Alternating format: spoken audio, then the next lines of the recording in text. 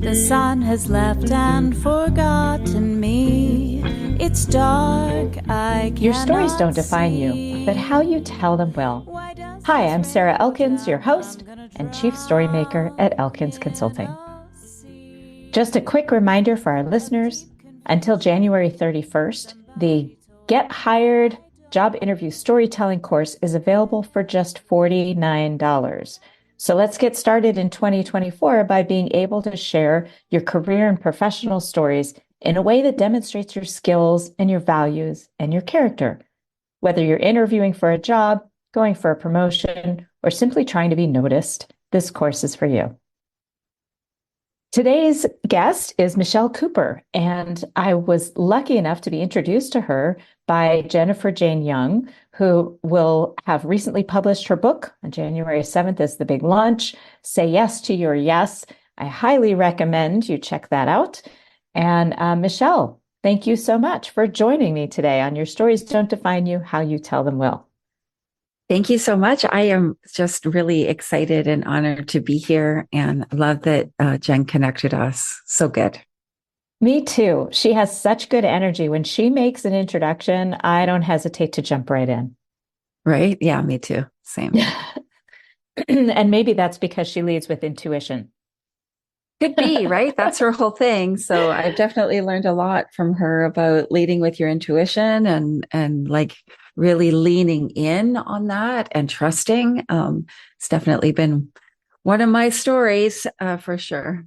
Oh, good. Well, I love that. And I have a feeling we're going to get into a lot more of that over the next 40 minutes or so. Right.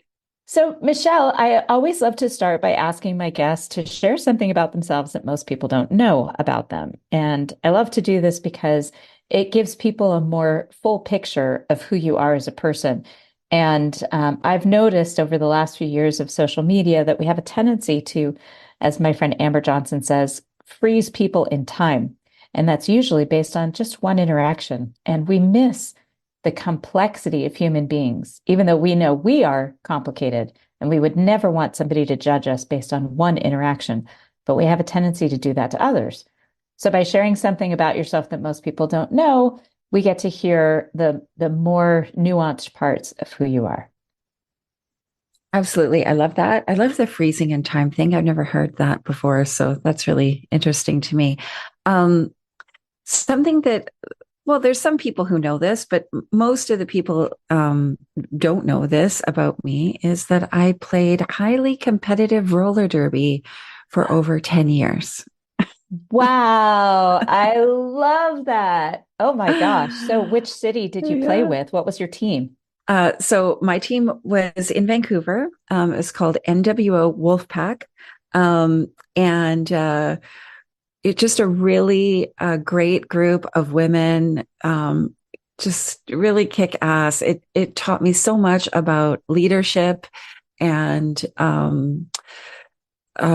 like trusting other people, right? Like, when you're out there with 8 wheels on the floor and there's stuff going down all over the place, you really got to trust your teammates, right? And also, as part of that, very reluctantly at the beginning, I ended up coaching a team of kids. And some of those kids went on to play for Team Canada. So that was Wow. awesome. Yeah, it was really good. Wow. So I have to ask, what made you decide to do that? Was it a friend that said, you should come do this with me? Or did you see a match? What happened No, to make you decide? yeah, it's kind of funny. I was living in England. I had been living there for quite a while. I had gotten married, met my husband in London, got married. I had been working there. I had 3 kids in England, and when my eldest daughter was 4, they start school full time in England at the age of 4. My daughter was still having a nap during the day, and I was like, I don't know, this doesn't seem right to me, and I decided that I wanted my kids to be educated in Canada. So we moved our entire family back to the west coast of Canada. And I didn't kind of know anybody anymore. Like I had been gone for 12 years and I had some friends from school and stuff like that still, but we had kind of lost touch and I didn't have a community. Vancouver is a very expensive place to live, and coming in with three kids, you need some space, and, it was just, expensive to be in the city. And so we ended up a little further out of the city in one of the kind of like the suburbs. And we didn't have a lot of money either.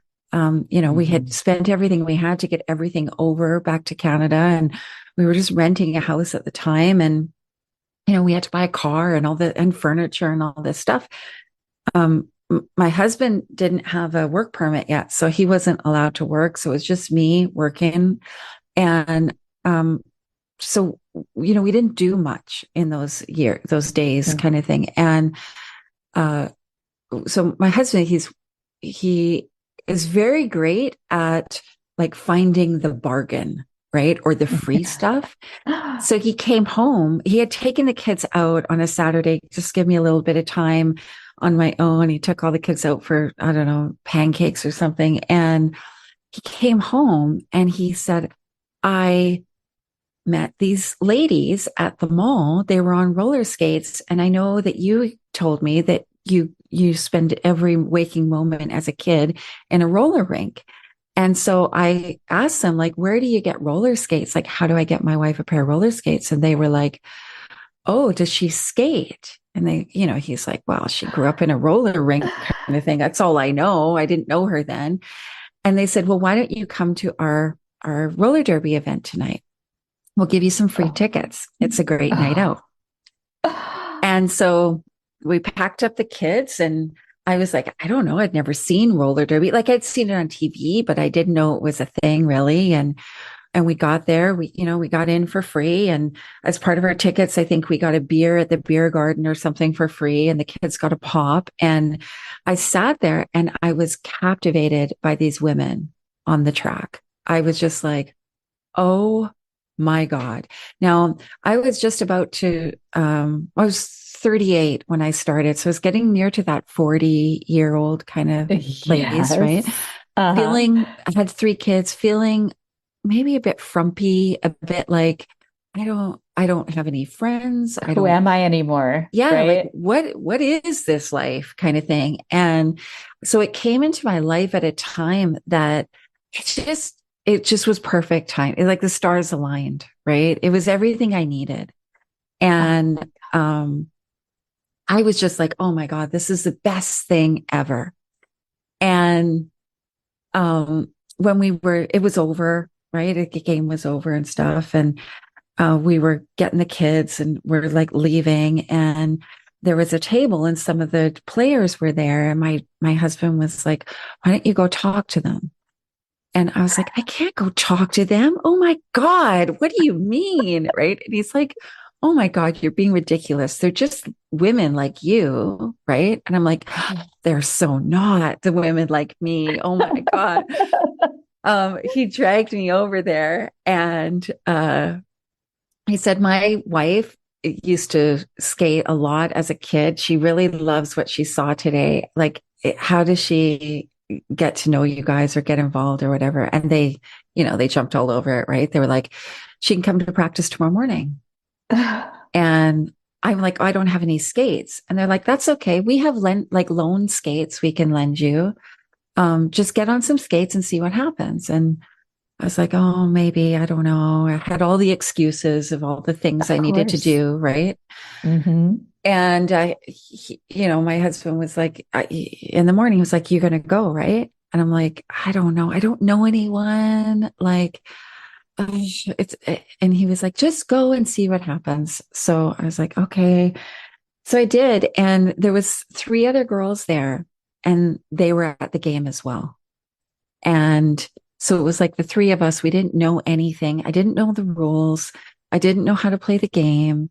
I just loved what I saw. And then there was these 3 gals who also were in the same boat. They love skating. They love what they saw, and they were just showing up and super nervous. And so we skated around together for a little bit. And, afterwards, the coach came up to me and he said, where have you played before? I said, I've never played roller derby. Like, I don't know what you're talking about right now. And he was like, oh, okay, so all you need to do is learn the rules because you already have all the skills. Oh So, my gosh. here's the rule book. Go get yourself a pair of skates, a helmet, some pads, a mouth guard, and show up next weekend. And we'll start teaching you how to play the game. And I was like, oh my God. So there's a lot of stuff you got to go through. You have to learn very specific skills. You got to learn the rules. Like you have to pass a safety test and all that stuff so that you're safe. And that first year ended up being like rookie of the year. I became captain of the rookie team and it just kind of went on from there. And it took over my life, to be honest. It was everything to me. It was empowering. It was healthy, right? Like I had lots of cardio going on and strength building. It gave me a community of people, not just women, but people, right? That I became friends with, that I could rely on when things were going on in my life. And it also gave me an outlet. As a mom of young kids, your world, and then you got a job and you got a husband, like your world is everybody else but you. And this was my time that was just about me. Like I didn't have to think about who needed dinner or who had to have their diaper changed or a bill we had to pay. I just put on my skates. I got on the track and I skated for 2 hours and everything fell away and it was perfect. There were like a handful of times where I just got chills up my spine. Oh, yeah. And the first thing was, I love your husband. I know you do, but oh my gosh, Michelle, to have a spouse, a partner that so many times the people who really see us see more in us than we see in ourselves. Oh, totally. Especially before we're in our 40s. Yeah. And to hear how he encouraged you, more than encouraged and supported, but he was your champion.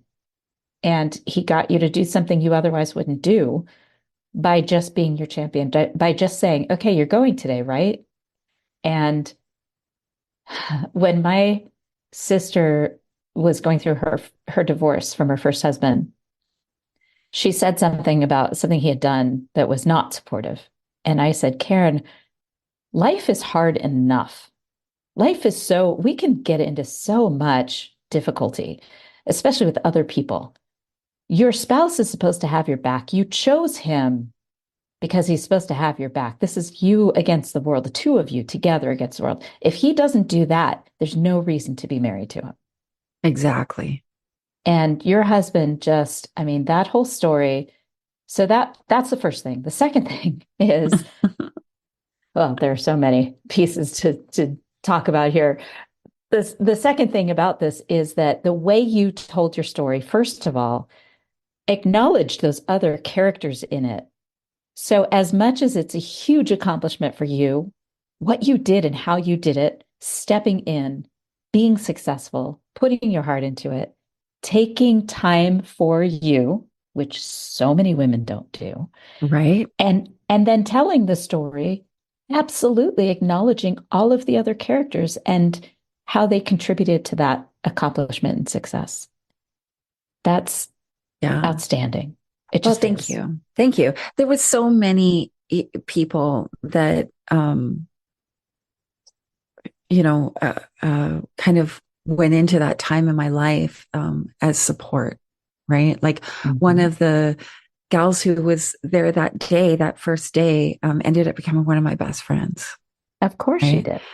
And like, she was like that, ride or die kind of gal. Now she's moved away and we've lost touch a little bit, but she was everything to me at times that were really difficult. Right. And, I had lots of stuff happen in those years from, injuries. I had several concussions. She broke her ankle.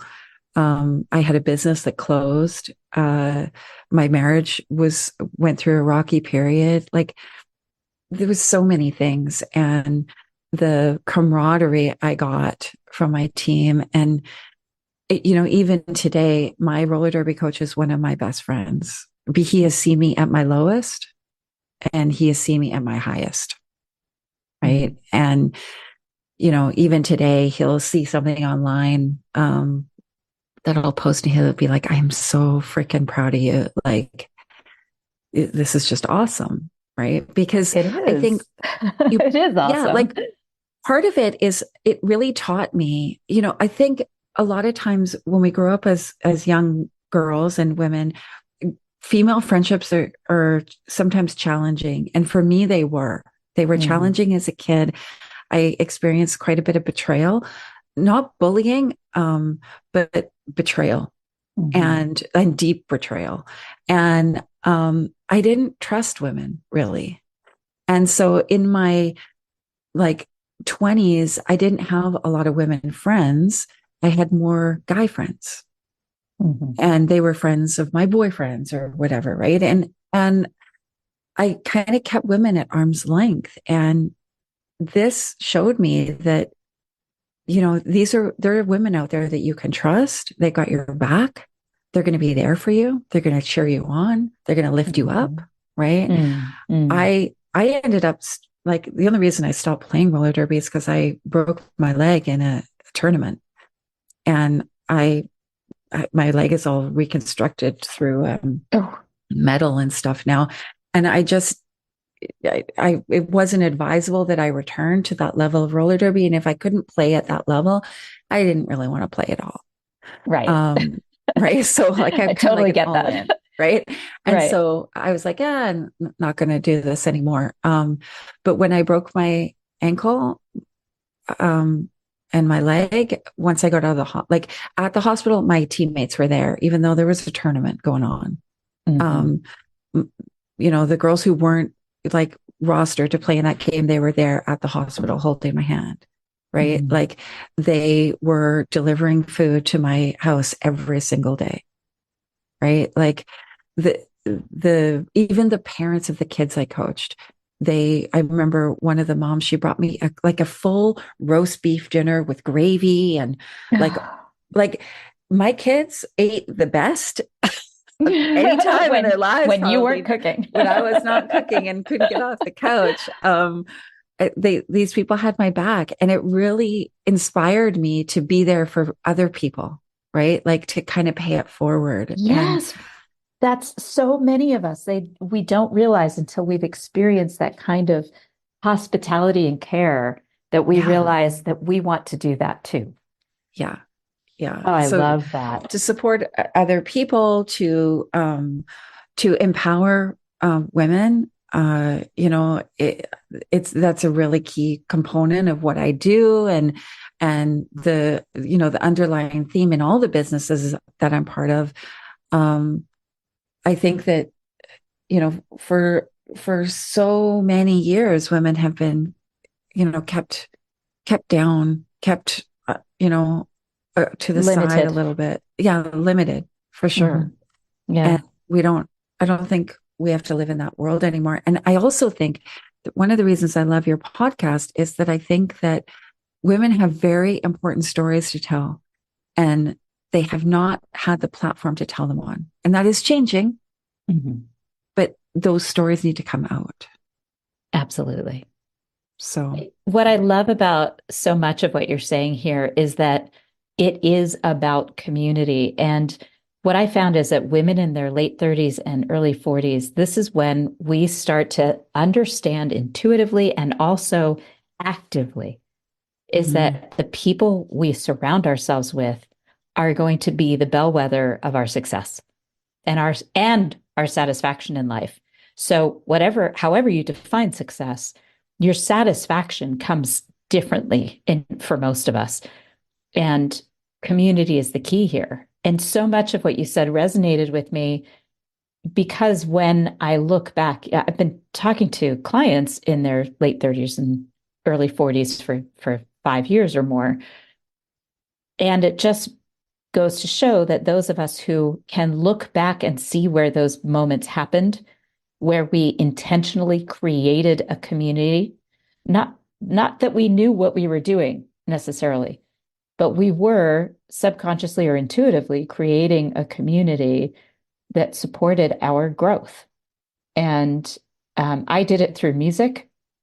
I actually started it through ceramics, where my husband really encouraged me to go and get a studio and do wheel work and meet the people and get into the art world.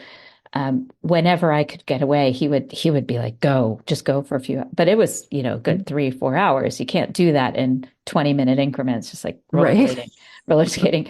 But it was through music in my late 30s that I found my voice. And I have to ask, was that when your marriage was harder? Because I know that when I was in my late 30s, that's when I started to really define myself in a way that I never had explored before. And it did cause some conflict, some friction with my spouse because I was finding my voice. And thank goodness we worked through it. We decided that both of us were worth working through that. But at the time, I remember it being especially hard. That was a phase in our marriage that was especially difficult because I was finding my voice. And sometimes I was using it in ways that, first of all, he wasn't familiar with. Neither was I. Right. Yeah, for sure. My husband would always say, damn that roller derby. That he got you into. But yeah, yes, exactly. I should never have taken you there. It like, no lie, it caused, it was a priority for me. Just in my team, we would see, it was like a pattern. You'd see women come, they would start to feel better about themselves. They'd start to speak up. They'd start to not tolerate some things anymore. Mm-hmm. And then their marriage would break up. Right. And it was like a pattern. It's like, how long is this one going to last, kind of thing. Right. Mm-hmm. And the other thing is like any, amateur sport, it's run by the people who play the sport. So you have all these other things to do, right? Like there's fundraising and there's like, I don't know, it's stuff you got to do. Right. And then, I was asked to coach the kids team. And so that took up my time. And, he was like, roller derby become like above everything else, Michelle. Right. And I feel like I'm, second or third or like 10th in the list. Which may have been partly true at that point, to be honest, if I'm really honest, right? Like I wasn't happy with how things were going. I wasn't happy with, how, like, I was never abused or anything, but I wasn't thrilled with how I was being spoken to or, not spoken to, kind of thing. And I was no longer willing to just kind of go, oh, well, that's just how it is. I was like, screw that shit. Like, I don't put up with crap on the track. Why would I put up with it in my house? Right. And so, yeah, for sure, it caused problems. Now, I think, along the way, other things compound these problems, right? So, when teammates would be like, my marriage is falling apart because of roller derby, I'm like, it's not really because of roller derby. Like that's just that's a symptom, right? Yeah. Like it's just a topical thing. Like you got to look at what is actually the problem here, right? And work through the problem or not, right? Whichever. So you could see it in the others. Did you see it in yourself as you were talking to the others? Oh, totally. Yeah. Totally. But how do you change it, right? Like, yeah. And it's so much easier to see it from outside.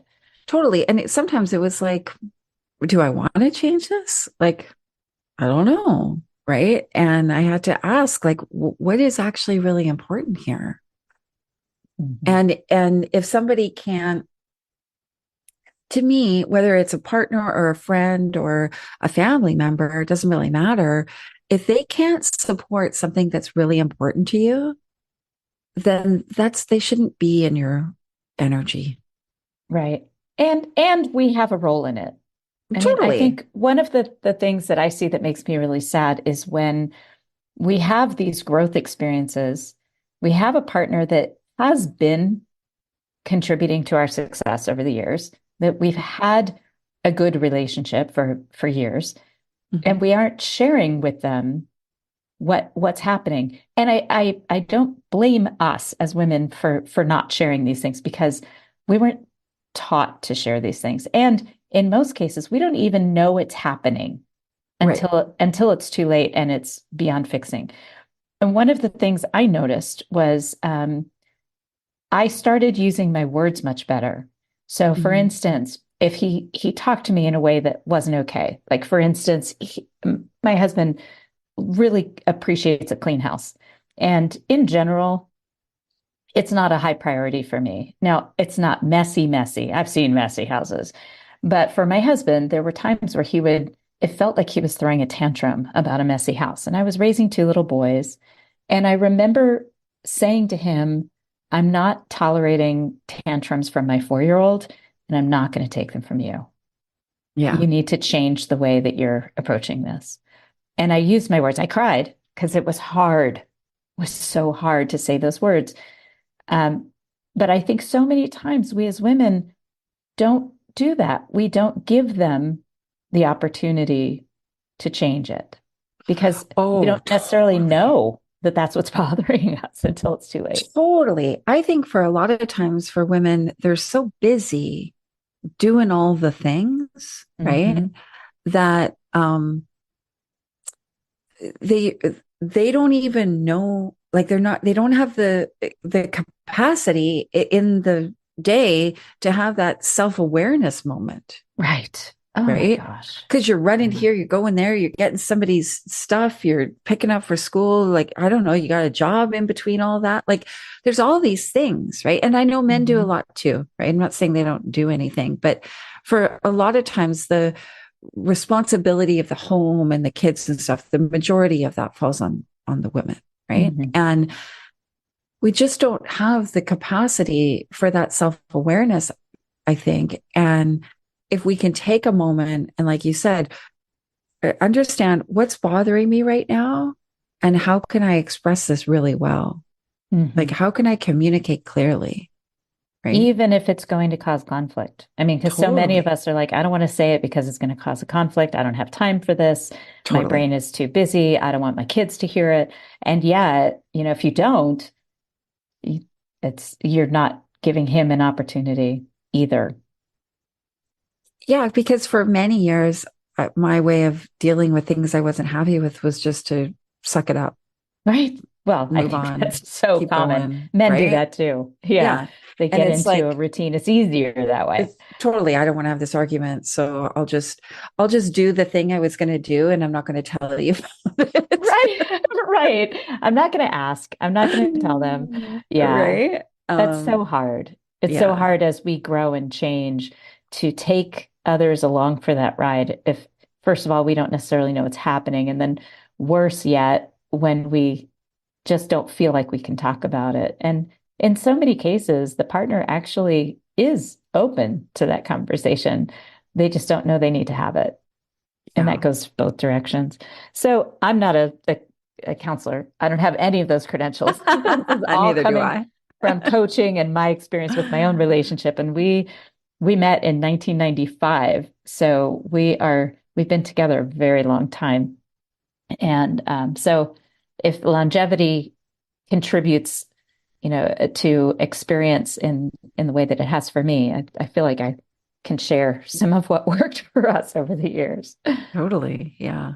So tell me, your roller derby, all those things we learn about ourselves, about the world, about how we solve problems through experiences like that. Like I've learned a lot through music performance and performing with a variety of bands and musicians at a variety of venues.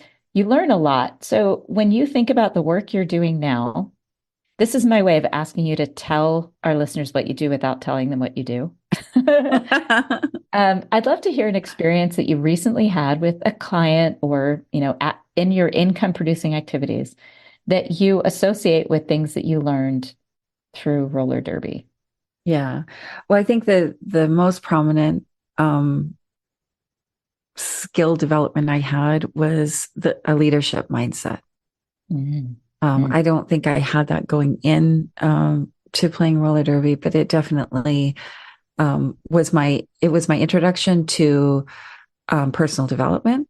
Um, One of my coaches gave us a book to read as a team called Mind Gym. Mm. And that was the first, it's all about athletes and visualization, basically, and the mindset of winning. Mm. And I was like, oh, this is crazy awesome. And then it kind of took off from there. And so, if I relate it, that is a key component of what I do with clients, because a lot of times they're not, even though they're a business owner, they're not really owning that leadership role as the business owner. And they're making decisions about their finances or their business growth, not from their gut, not from intuition and data, because they don't usually have data. Right. Right. I believe that financial data is one of the key components in making decisions about our businesses and our growth trajectory, our profitability, how we spend our money, what we can do in our personal life to build wealth through that a business creates. And a lot of times we don't have that data because they don't have a great relationship with money. Mm-hmm. So they might have some past experiences that cause them to have really crappy beliefs about money or limited beliefs about money. They might have some shame and guilt about decisions they've made in the past. They might be completely oblivious. But a lot of times women are walking around with this survival state in regards to money, and they're not empowered. And I know from personal experience, like even relating to roller derby, like you've got to have some data, you got to go with your gut, and you have to come from an empowered place, not a victim, not a limited mindset, not survival. Mm-hmm. So how do we change that? Right. And by helping clients not only get clarity with their numbers, but also understand themselves better and their relationship with money, and perhaps change some things that they believe, they often see a completely different business at the end, like on the other side of that. That makes so much sense. So tell me about a recent client where you had that moment where you went, "Oh yeah, I'm in the right place. This is what I was meant to do." Well, I think for sure, most recently, I've been helping a client through a situation in her business where she's just run out of cash. Cash flow is really crappy, and she can't afford her team. And when I started working with her a couple of years ago, I was telling her, like, what do all these team members do? Like, tell me what they do. And I'm looking at what they get paid. And I'm like, I don't know. Like, you can't really tell me what this person does. And they're taking it home 5K a month. Like, we got to look at that. Right. She was very resistant to it. And I thought, okay, I'm not doing a good job here in supporting her, because why can't she see this? Like, it's obvious to me. It's obvious to my team that are working on the file. Like, somehow I'm not reaching her. Well, it's only a couple of months ago that we had a conversation where I was like, oh, here it is. I've helped. Okay. So I see I'm in the right place, because we uncovered a belief that if she were to let team members go, she was a failure. Oh, So the size of her team was a direct correlation to how successful she felt she was. Oh, And I'm like, oh, like it was a light bulb moment for her, but it was a complete light bulb moment for me because I was like, I'm hammering home the financials of this situation. But I didn't think that a team member was related to her mindset and her belief system. And helping her see that and us uncovering that together, I was like, oh, that's definitely a win. I'm proud of that one. that is so insightful. And I love that you came to that conclusion and it was that lesson for you, because now from this point forward, you'll have another um, theory to explore when somebody is hitting that wall and not hearing you or not understanding necessarily why you're saying what you're saying. You have another answer. Like, oh, well, Totally. with this one client, it was about this. So maybe it's about this with this client too. Totally. Because, I think sometimes, like I felt, like you said, I was hitting my head against a wall. Like, why can't she get this? And I kept repeating over and over again, she's getting frustrated. I'm getting frustrated. Right. Now, I work with people on their beliefs about money, but I didn't associate this belief about team size. Right. Right. And Right. I was, and it's interesting because I have a client who I've been coaching her for a while on StrengthsFinder communication at work. And she was hesitant to take a particular job because she was going from managing a team of 8 to managing a team of 3. And she associated her success as an employee on the number of people that she was leading. And right. so when you said that, I was like, oh, I've had that experience too, but I never associated it with that. And it totally makes sense. It's So so thanks for interesting. sharing that one. Yeah, it's so interesting. It's like, it was definitely oh, that was a good one. That's a win, definitely.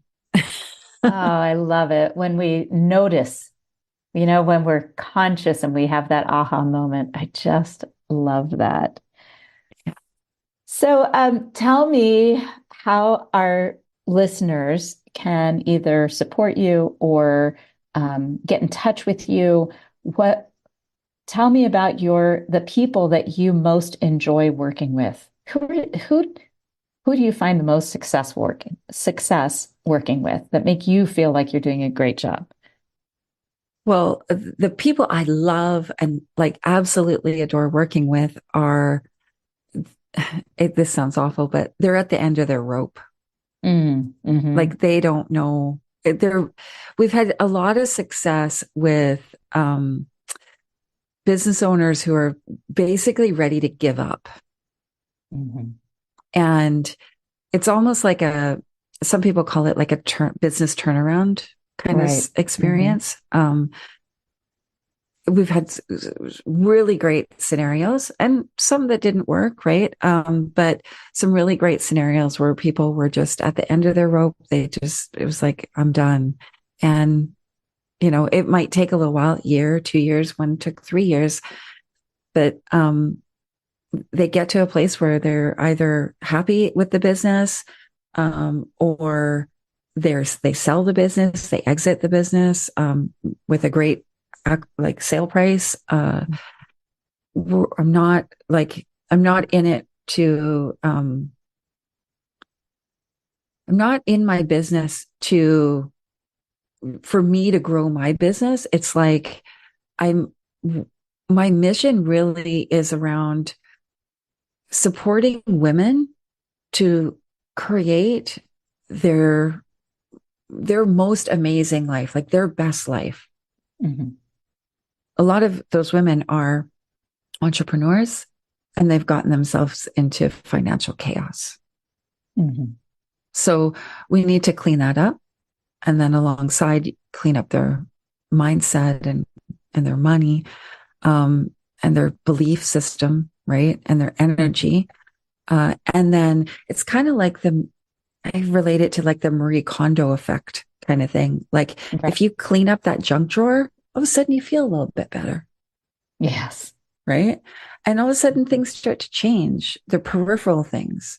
And that's what I see with people. They come to us with this, finance mess or this chaos or this business is failing. And sure, we can fix that, but it's actually the other things in their lives that change that is, to me, so rewarding. I want women to have more money because when women have money, our world changes. Women spend money differently. Our communities improve. For sure, our communities improve. And I think our world could do with some improvement, to be honest. No kidding. No kidding. And I think if more women had more money, our world would look a little bit different. And right? if we approach things with more curiosity, I think one of our issues, as particularly as women, is that we approach things with this limited idea of what is out there, and we make these decisions and make these judgments, even toward other women. That really pisses me off. But we make these judgments based on not being curious about where things are coming from and why things are happening the way they're happening, and what do I not know that is contributing to this limitation in my view. And I love that what you're doing is you're opening up these blinders and saying, okay, here's the mess. Now let's be creative. Let's find the best way to organize this mess. And I like that what I'm hearing you say is that the answer is not always turn the business around. Sometimes the answer is get things organized so you can sell it, or get things organized so you can decide with a clear conscience and intention to shut it down or to keep going. It's not just keep hammering at it. Let's fix all the problems so that you can keep going. It's let's see what you actually want out of this before we quote unquote fix the problem. Absolutely. Right. Because, if you're a business owner, you need a business that inspires you, that lights you up, right? Not that's dragging you down and draining your energy. And sometimes that ends up, it starts with inspiring you, but it ends up in this place where you feel drained and you're drowning. And but entrepreneurship's not easy either, right? So like some of these experiences are very valid, right? Like it sucks, right? And you also get to decide instead of react, right? Like people who are trying to keep a business alive that is dying are in reactionary mode. They're not curious, right? They're like firefighting, right? What do I do next? Right. Totally. Not what do I want? Totally. Like I had a conversation with a client the other day and she was like, I got to rebuild. And I'm like, do you? Like, I don't know. Maybe you Ask do. that question. But are we talking about building the same wall that's come tumbling down? Or are we talking about building a different wall? Or maybe not a wall, maybe a window or, like, right. We don't have to rebuild, right? We can transform. It could look completely different. Doesn't mean, and again, it is the meaning that people give these things, right? Like the meaning of the team size or whatever. It's always the meaning that people give these things. And absolutely. I don't I personally, I don't believe in kind of like rebuilding. That's like doing the same thing over and over again and expecting a different result, right? Like it came tumbling down for a reason. The universe, God, source, whatever it is to you, stepped in and we're taking this out.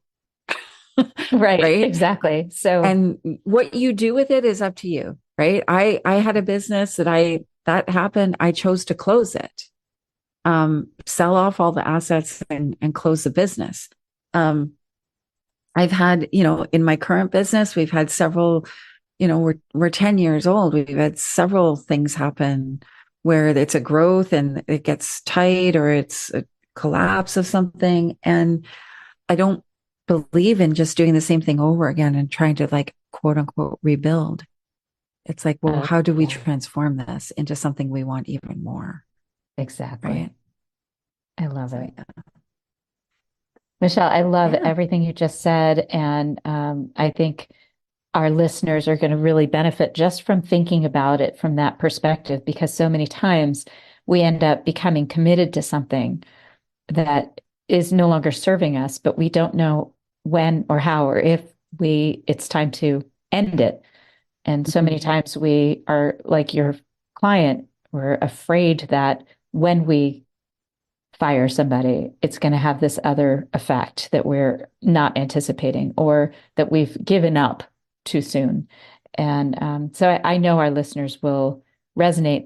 They'll have something in their own lives that they can associate with that experience. So thank you. You're welcome. My pleasure. So listeners, you will be able to find Michelle Cooper's website and other links, including the link to the book Mind Gym, in case you're curious about that.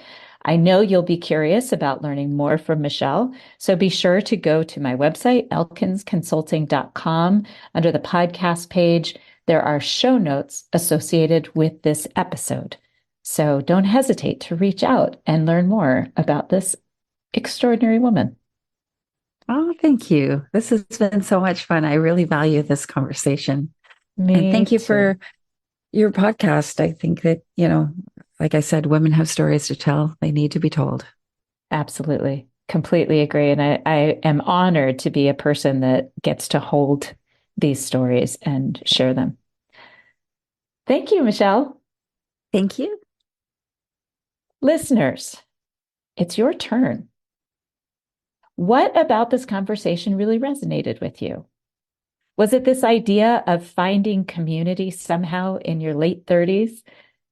Was it about knowing that sometimes you need to have those hard conversations to give your partner a chance to change and to grow with you rather than leaving them behind? What will you do in 2024, because it's early still, to make a decision about something maybe you committed to without fully being committed to it, but you're afraid to let it go?